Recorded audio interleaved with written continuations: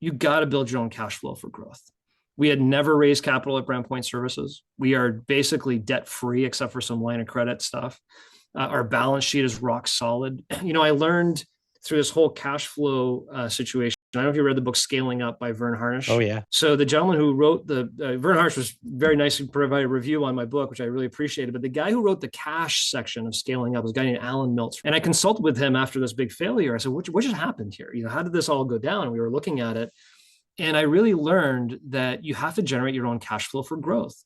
And there's something, I don't know if you've heard of it, called a self-financeable growth rate. Yeah. Because, based on your cash flow, it will tell you how fast you can afford to grow without outside money. And in the sports company, our company could maybe afford to grow 20% because we're doing pretty well. But I was trying to grow 100% a year. Well, where does that money come from? You're trying to grow 100%. You can only afford 20%. That 80% has to come from somewhere. So I was leveraging the balance sheet with debt, had so much down the balance sheet.